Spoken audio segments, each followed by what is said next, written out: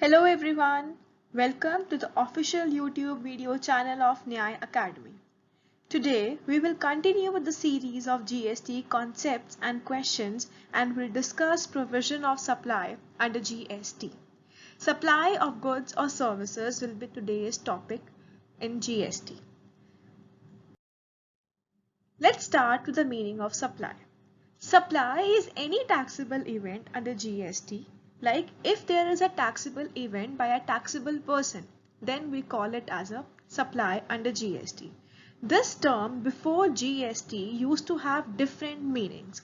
जैसे कि value addition है तो वैट, सेल्स टू कंज्यूमर है तो sales tax, manufacturing in India excise duty, import custom duty, services provided service tax.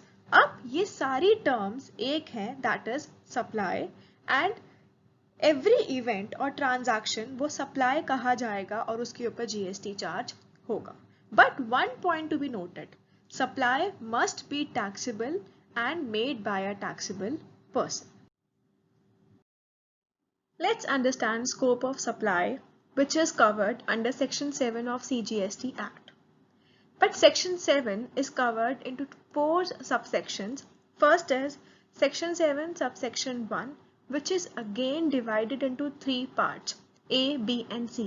And Section 7 subsection 1C is also known as Schedule 1. It is also known as Schedule 1, and there are some activities which are known as Schedule 1 which is covered under this section.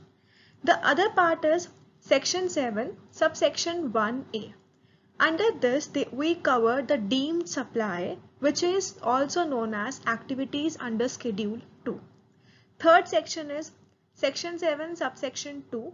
In this, we cover two things. One is Schedule 3 and other is Section 7(2) subsection B.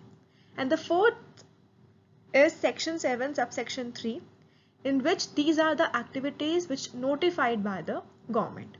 We will be discussing all the sections one by one. Okay, let's start with Section 7(1) subsection A. In this, what supply includes? Supply includes all the form of transactions जैसे कि sale, transfer, exchange, barter, license, rental, lease and disposable, which is made by a taxable person.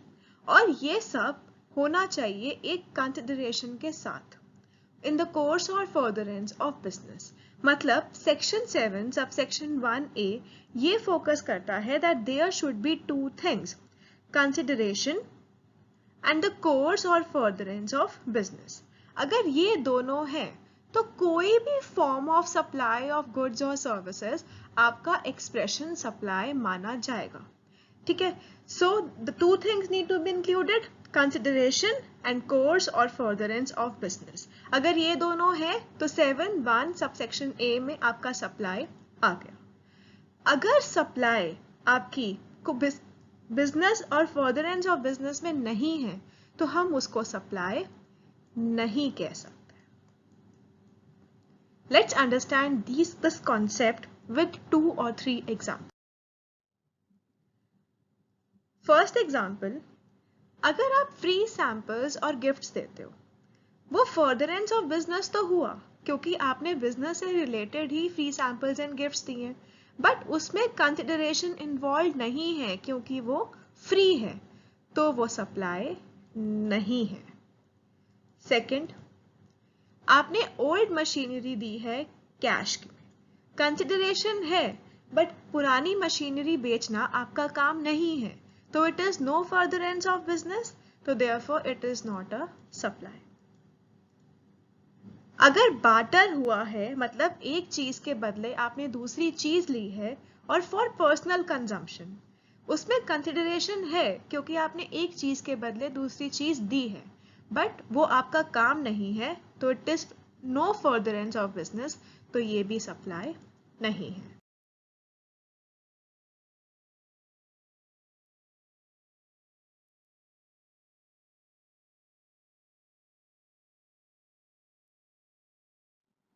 Now let's understand Section 7 subsection 1B. Now in this, supply will include imports of services. Imports with consideration, but furtherance of business ho ya na ho, it will be treated as supply. Now in this section, we need to consider two things, कि there should be imports and there should be a consideration. Furtherance of business हो या ना हो, कोई फर्क नहीं पड़ता. अब ये वाला पॉइंट एक एक्सेप्शन है जो अभी हमने 7(1)(a) में पढ़ा है. 7(1)(a) में था it should be furtherance of business, but in this it is saying it may or may not be in the furtherance of business, but there should be imports. Let's understand this with an example. Mr. Udit availed services from Brilliant Architects Limited of Dubai to redesign his house, but no consideration was paid for such services. Now there is import of services, imports from Dubai, but there is no consideration. Second point is missing, so this will be treated as no supply. Second example, same example, but in this consideration of rupees 2 lakh was paid. Now both the points are covered, imports and the consideration of rupees 2 lakh, therefore it will be treated as supply. For section 7, subsection 1b, we need two things, imports and consideration. Section 7(1)(c). Now in this section, we will discuss activities under schedule first. Schedule 1 activities are those activities जो कि supply मानी जाएंगी, चाहे वो without consideration हो. Now this is an exception of our first section, जिसमें कहा था consideration भी होना चाहिए और furtherance of business होना चाहिए. Now this section is an exception to our general rule of the consideration. Now let's understand these activities one by one. There are 4 activities covered under Schedule 1. First, permanent transfer or disposal of business assets where ITC has been availed on such assets. मतलब आपने permanent dispose of कर दिए हैं अपनी business assets जिन पर आप already ITC avail कर चुके थे जब आपने उसे purchase किया था. Second, supply of goods or services or both between related person or distinct person when made in the course or furtherance of business. अगर supply है between related person or distinct person in the course or furtherance of business, then these are the activities which are covered under Schedule 1. If there is supply of good by principal to his agent or by an agent to his principal.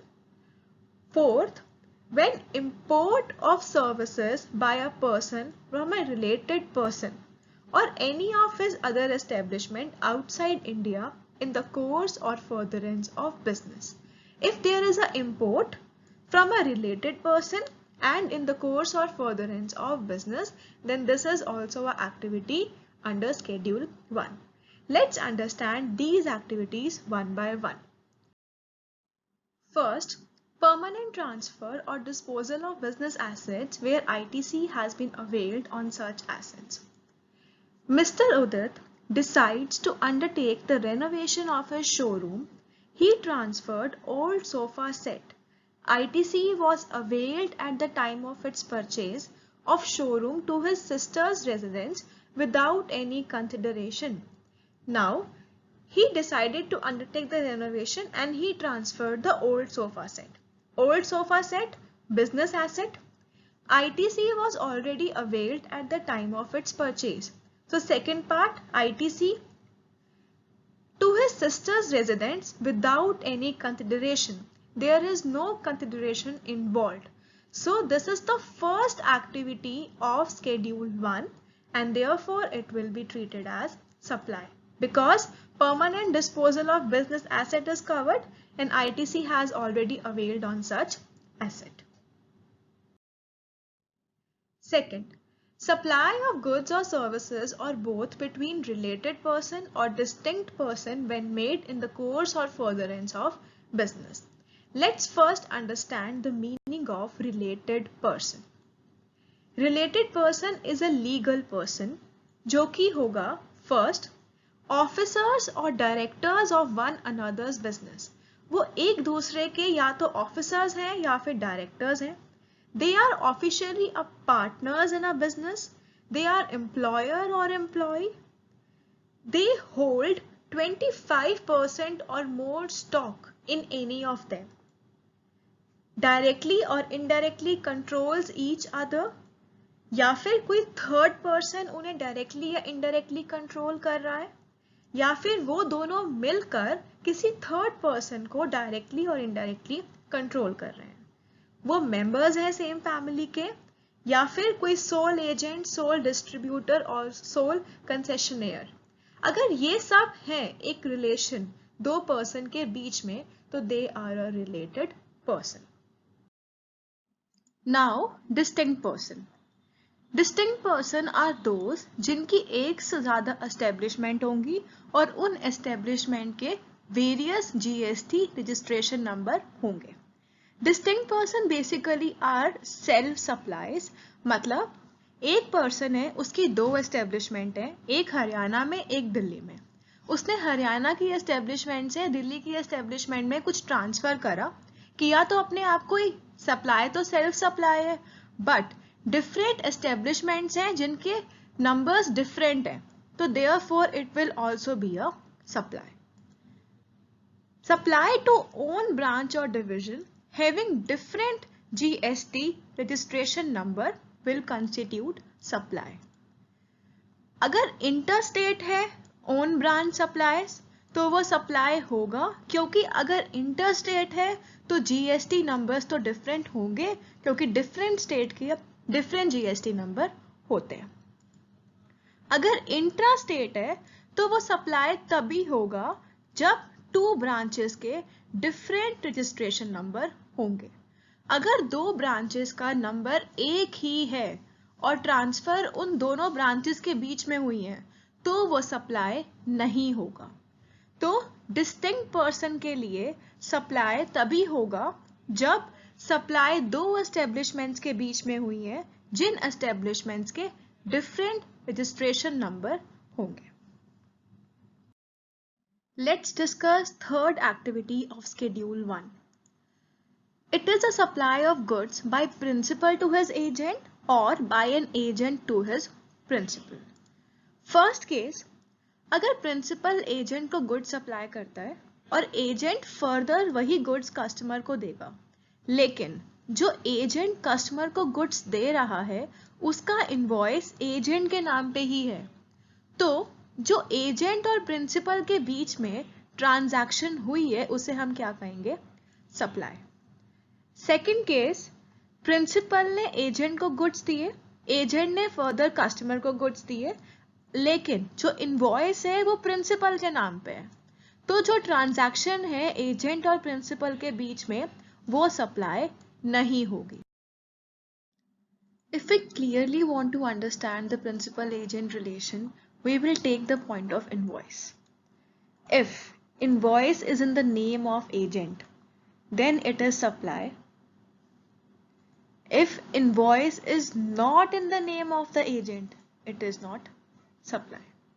Clear? If activity is between principal and agent, it will be supply. If the invoice is in the name of agent, it will be not a supply if the invoice is not in the name of agent. Last activity of Schedule 1. Imports of services by a person from a related person or any of other establishment outside India in the course or furtherance of business. अगर हम related person से imports कर रहे हैं in the course or furtherance of business. See, Section 7(1)(b) was when we said कि imports होने चाहिए and it should be for a consideration. चाहे furtherance of business के लिए हो या ना हो, it will be supply. But अब 7(1)(c) कह रहा है कि it should be from the related person and the furtherance of business. Consideration नहीं भी होगा तो चलेगा. So clause 4 of Schedule 1 क्या कहता है? That it should be imports by a person in India from a related person, or it should be for the furtherance of business. Now we have covered imports in 7.1b and 7.1c. Let's understand what these both are. When we will say import is supply, case number 1, if imports are for the consideration whether or not for the furtherance of business, अगर consideration है तो हमें कुछ भी check नहीं करना furtherance of business है या नहीं, it will be supply. अगर imports for consideration नहीं है तो we will check 2 conditions. वो 2 conditions कौन सी होंगी? First, related person से होना चाहिए and second, that import should be for furtherance of business. अगर ये 2 conditions fulfill हो गई तो वो supply है और अगर नहीं fulfill हुई तो वो supply नहीं है. So clearly हम imports को supply तब मानेंगे जब वो consideration के होगा. अगर consideration नहीं है तो ये 2 conditions fulfill होनी चाहिए, तो तभी imports will be treated as supply. Let's come to second section, that is section 7 subsection 1a. We also call it as deemed supply, which are covered under schedule 2. These are the activities or transaction which we specifically treat it as a supply of goods or supply of services. Schedule 2 में हम ये पढ़ेंगे कि कुछ activities हैं जिनको हम कहेंगे goods या फिर services. Let's start with transfer. First part, if we say transfer of title in goods, तो that will be a supply of goods. अगर title transfer हुआ है goods का तो वो होंगे supply of goods. लेकिन अगर transfer of right in goods है, अगर गुड्स को यूज करने का सिर्फ राइट दिया गया है विदाउट ट्रांसफर ऑफ टाइटल, वो होंगी सप्लाई ऑफ सर्विसेज. अगर टाइटल ट्रांसफर हुआ है तो सप्लाई ऑफ गुड्स. अगर टाइटल ट्रांसफर नहीं हुआ, सिर्फ उसको यूज करने का राइट ट्रांसफर हुआ है, तो वो होगा सप्लाई ऑफ सर्विसेज. उसे हम सप्लाई ऑफ गुड्स नहीं कह सकते. अगर ट्रांसफर हुआ है टाइटल इन गुड्स जिसमें अग्रीमेंट है, जो अग्रीमेंट ये कहता है कि फ्यूचर डेट में आपको गुड्स के टाइटल ट्रांसफर होंगे, तो वो भी क्या होगा? Supply of goods. First case में टाइटल ट्रांसफर हो गया तो वो सप्लाई ऑफ गुड्स है. सेकेंड केस में टाइटल ट्रांसफर नहीं हुआ लेकिन वो आप गुड्स फिर भी यूज कर सकते हो, तो वो होंगे supply of services. Third case में टाइटल आपको फ्यूचर डेट में ट्रांसफर होगा, तो ये भी क्या होंगी? Supply of goods. Second activity is land and building. Land and building में अगर कोई lease, tenancy to occupy land, that is supply of services. अगर लीज, लेटिंग आउट, बिल्डिंग या कमर्शियल, इंडस्ट्रियल, रेजिडेंशियल कॉम्प्लेक्स की है, वो भी सप्लाई ऑफ सर्विसेज है. बेसिकली अगर कोई भी लीज या टेनेंसी है लैंड एंड बिल्डिंग की, उसे हम क्या कहेंगे? Supply of services. Third is treatment और प्रोसेस. प्रोसेस मीन्स जो कि एक किसी और के गुड्स पे हम प्रोसेसिंग करते हैं. बेसिकली हमने उसको गुड्स नहीं बेचे, हमने उनके गुड्स लिए, उन्हें प्रोसेस किया और उन्हें वापस कर दिए, तो that will be treated as services. Fourth part is transfer of business assets. अगर कोई गुड्स हैं which are forming part of a business assets that are transferred by the person जिसका बिजनेस है, वो होगा सप्लाई ऑफ गुड्स. बेसिकली अगर goods transfer हुए हैं या डिस्पोज ऑफ हुए हैं by the direction of a person जो कि वो बिजनेस को कैरी ऑन कर रहा है, वेदर और नॉट फॉर अ कंसिडरेशन, वो सप्लाई ऑफ गुड्स माना जाएगा बाय दैट पर्सन. गुड्स चले गए तो ये सप्लाई ऑफ गुड्स है.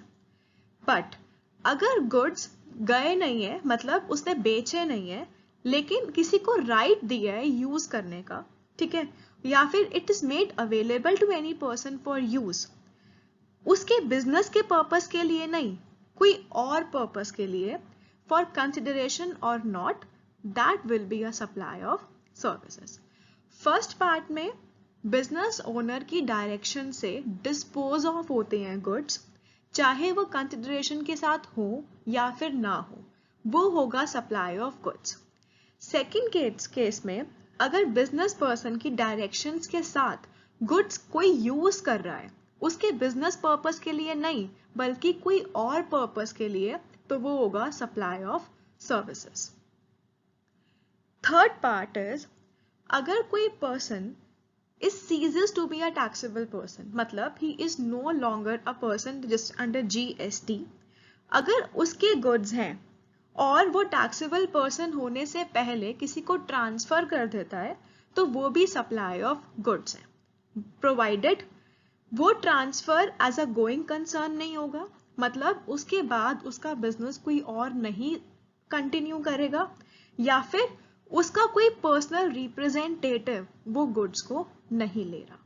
अगर ये केसेस हैं तो that will be a transfer of business assets and first and third transaction will be treated as supply of goods and second will be treated as supply of services. Now there are some activities which are treated as supply of services. First, renting of immovable property. Immovable property का कोई अगर rent है तो उसे हम supply of services मानेंगे। Construction of complex building civil structure, temporary transfer और permitting the use और enjoyment of any intellectual property right. किसी की इंटेलेक्चुअल प्रॉपर्टी राइट को अगर किसी ने ट्रांसफर करा है तो that is a supply of services, not a supply of goods. Developing, designing, programming, customization, adapting of information technology software, किसी सॉफ्टवेयर का development, designing, programming supply of services है। Agreeing to the obligation to refrain from an act or to tolerate an act or to do an act. एक act करना भी supply of services है और एक act ना करना, obligation to refrain from an act, एक ऑब्लिगेशन कि हम ये एक्ट नहीं करेंगे, वो भी सप्लाई ऑफ सर्विसेज है। Then transfer of right to use any goods for any purpose, अगर हम किसी को राइट दे रहे हैं गुड्स को यूज करने के लिए for a consideration, that is a supply of services. Next point is composite supply. The meaning of composite supply first. Composite supply मतलब जब naturally bundled services हमें मिलती हैं, जैसे कि एक एग्जांपल लेते हैं, आपने एयर टिकट्स ली, एयर टिकट्स के साथ आपको फूड फ्री मिल रहा है, ऑन बोर्ड फूड, जिसमें आपको ड्रिंक्स और कुछ स्नैक्स मिल रहे हैं, तो इसका प्राइस आपके एयर फेयर में इंक्लूडेड है। एयर फेयर सर्विसेज है, ये गुड्स हैं, तो कॉम्पोजिट सप्लाई ये कह रहा है कि अगर आपको एयर फेयर के साथ आपको फूड फ्री मिल रहा है तो फूड भी क्या हो जाएगा, सर्विसेज। अगर आपने सर्विसेज अवेल करी हैं, आपको गुड्स फ्री मिले हैं, तो फूड भी आपका क्या हो जाएगा, services. So composite supplies are the supplies जो हमें एक साथ मिलती हैं। Let's cover the third section of the supply, Section 7, subsection 2A, which are also known as activities under Schedule 3. These are the activities which are treated neither as a supply of goods nor a supply of services. मतलब जो GST में cover ही नहीं हो रहा. First, services by an employee to employer. Services by any court or tribunal like District Court, High Court, Supreme Court. Functions performed by members of parliament, state legislature, panchayats, municipalities or other local authorities. Duty by any person who holds a post in the constitution. Duties by a person who perform as a chairperson, director in a body established by central government or state government. Services of funeral, burial, crematorium or mortuary including transportation of the deceased. Fifth point, sale of a land. Sixth, actionable claims are not covered, but other than lottery, betting and gambling. Supply of goods from a place जो कि non-taxable territory है to a place non-taxable territory. लेकिन goods India में नहीं आए. अगर non-taxable territory से non-taxable territory में goods जा रहे हैं without entering into India, वो एक्टिविटीज जीएसटी के अंदर कवर नहीं होंगी। Supply of warehouse goods to any person before clearance of home consumption, home consumption की क्लियरेंस अभी तक नहीं है और वेयरहाउस गुड्स किसी पर्सन को दे दिए। ऐसे ही supply of goods by consignee to another person, उसको डॉक्यूमेंट्स इंडोर्स करके बट अभी तक क्लियरेंस नहीं हुई थी होम कंजम्पशन के लिए। तो these all are the activities which are neither treated as supply of goods nor as supply of services. They are not covered under the GST. Section 7 subsection 2b covers the activities which are notified by the government. अगर कुछ activities central government, state government या local authority notify करती है करने के लिए, वो भी ना सप्लाई ऑफ गुड्स है ना ही सप्लाई ऑफ सर्विसेज है। Therefore, activities or transactions as notified by the government are treated neither as supply of goods nor a supply of services. Last section, that is section 7 subsection 3. इसमें activities or transactions are notified by the government. Let's suppose there is an activity. Government will notify whether it is a supply of services or a supply of good. If there is an activity, government will notify that it is a supply of good, not a supply of services, or it is a supply of services, not a supply of goods. So therefore, subject to these provisions which we have studied, the government can specify by notification the transactions that are to be treated as supply of goods and not as supply of services, or a supply of services and not as a supply of goods. I hope concepts of supply were clearly explained. If you have any doubt, kindly comment in the section below. Thank you for watching video. If you would like to watch more videos like this, kindly like and subscribe YouTube channel of Nyaya Academy. Also, we regularly update current affairs and the legal bites on commerce and law. To get yourself updated with this, kindly like the pages of Instagram and Facebook. Thank you.